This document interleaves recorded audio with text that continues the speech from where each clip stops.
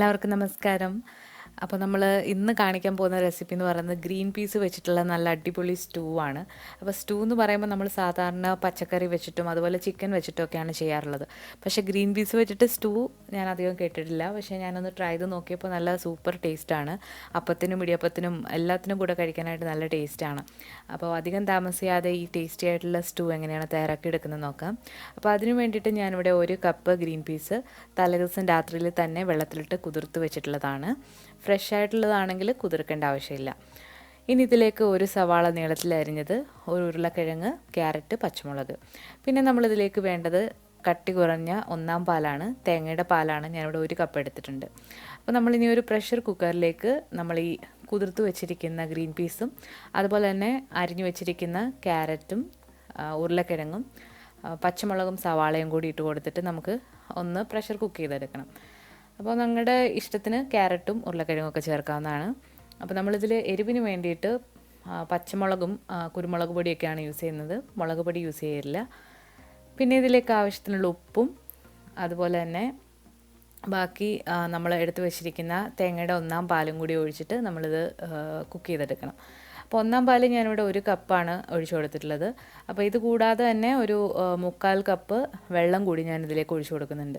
അപ്പോൾ ഈ ഒരു ഗ്രീൻ പീസ് നികന്ന് കിടക്കാൻ വേണ്ടിയിട്ടുള്ള വെള്ളം ഒഴിച്ചു കൊടുക്കുക. അപ്പോൾ നിങ്ങൾ എത്ര കപ്പാണോ എടുക്കുന്നത് അപ്പോൾ അതനുസരിച്ചിട്ട് ഇതുപോലെ നികന്ന് കിടക്കാൻ വേണ്ടിയിട്ടുള്ള വെള്ളം ഒഴിച്ചു കൊടുക്കുക. അപ്പോൾ ഇനി ഇതിലേക്ക് നമ്മൾ കുറച്ച് കറിവേപ്പില കൂടി ഇട്ട് കൊടുക്കുകയാണ്. അപ്പോൾ നമ്മൾ പയറുവർഗ്ഗങ്ങളൊക്കെ വേവിക്കുമ്പോൾ കറിവേപ്പില കൂടി ഇട്ട് വേവിക്കുകയാണെങ്കിൽ നല്ല പ്രത്യേക ഒരു മണവും ടേസ്റ്റും കിട്ടും.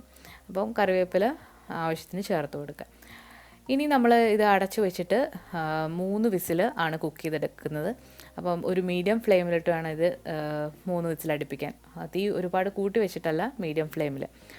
ഇപ്പോൾ 3 വിസിലൊക്കെ അടിച്ച് ഇതിൻ്റെ പ്രഷറൊക്കെ നന്നായിട്ട് പോയി വന്നിട്ടുണ്ട്. അപ്പോൾ നമ്മളിതിൻ്റെ അടപ്പ് തുറന്ന് ഗ്രീൻ പീസ് നോക്കുകയാണ്. അപ്പോൾ ഇത് വെള്ളമൊക്കെ വറ്റി ആണ് ഇപ്പോൾ ഉള്ളത്, ആവശ്യത്തിനുള്ള വെള്ളമുണ്ട്.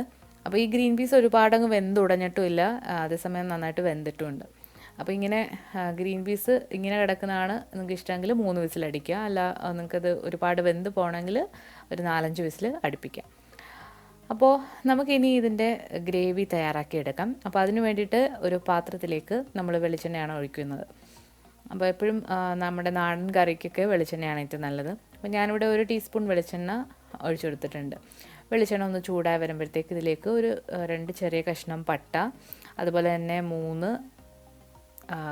ഗ്രാമ്പു, അതുപോലെ 3 ഏലക്ക, പിന്നെ ഇതിലേക്ക് ചെറിയ 2 വയനയില ഉണങ്ങിയതും കൂടി ഇട്ട് കൊടുത്തിട്ടുണ്ട്, ബേ ലീഫ് എന്ന് പറയും.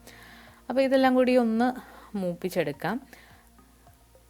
ഇനി ഇതിലേക്ക് നമ്മളൊരു ചെറിയ സവാള നീളത്തിൽ അരിഞ്ഞത്, അതുപോലെ തന്നെ എരിവിന് ആവശ്യത്തിനുള്ള പച്ചമുളക് നിങ്ങൾ ചേർക്കുക. ഞാനിവിടെ ഗ്രീൻ പീസ് കുക്ക് ചെയ്തപ്പോഴും ചേർത്തിട്ടുണ്ട്, ഇപ്പോഴും ചേർത്ത് കൊടുക്കുന്നുണ്ട്. അപ്പോൾ നമ്മൾ ഈ സവാള ഇട്ട് കൊടുത്തിട്ട് കറിവേപ്പിലയും പച്ചമുളകും കൂടി ഇട്ട് നന്നായിട്ട് ഒന്ന് വഴറ്റിയെടുക്കുക. അപ്പോൾ നമ്മളിത് ഒരുപാട് അങ്ങ് ബ്രൗൺ നിറമാക്കി വഴറ്റേണ്ട ആവശ്യമില്ല, ജസ്റ്റ് ഇതൊന്ന് വാടി വന്നാൽ മതിയാകും. അപ്പോൾ ഉള്ളി ഒന്ന് വഴറ്റി കൊടുക്കുക. അപ്പോൾ നമ്മളിതിലേക്ക് ഉള്ളി കൂടാതെ കുറച്ച് ഇഞ്ചി വെളുത്തുള്ളി ചതച്ചത് കൂടി ചേർത്ത് കൊടുക്കുന്നുണ്ട്. ഒരുപാടങ്ങ് പേസ്റ്റാക്കിയതല്ല, ചെറുതായിട്ടൊന്ന് ചതച്ചതോ അല്ലെങ്കിൽ പൊടിയായിട്ട് അരിഞ്ഞതോ ചേർത്ത് കൊടുക്കാം.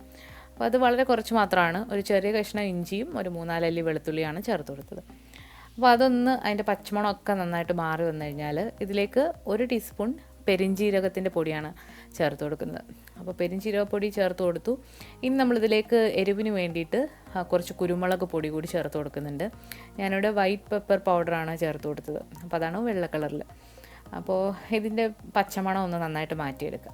അതിനുശേഷം നമ്മൾ കുക്ക് ചെയ്ത് വെച്ചിരിക്കുന്ന ഗ്രീൻ പീസ് ഇതിലേക്ക് ഇട്ട് കൊടുക്കുക.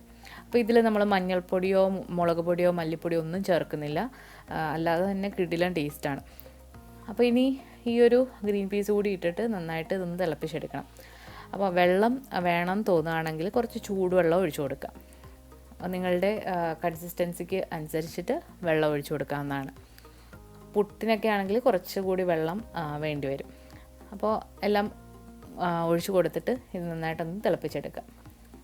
അത് കഴിഞ്ഞിട്ട് ആവശ്യത്തിനുള്ള ഉപ്പ് കൂടി ഇട്ട് കൊടുക്കാം.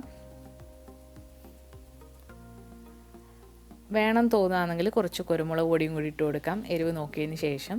ഇനി ഇതിലേക്ക് ഞാൻ ഒരു 1/4 ടീസ്പൂൺ വീട്ടിൽ തന്നെ പൊടിച്ച് വെച്ചിട്ടുള്ള ഗരം മസാല കൂടി ചേർത്ത് കൊടുക്കുന്നുണ്ട്. ഇത് ഓപ്ഷണലാണ്, നിങ്ങൾക്ക് വേണമെന്നുണ്ടെങ്കിൽ ചേർത്ത് കൊടുക്കാം.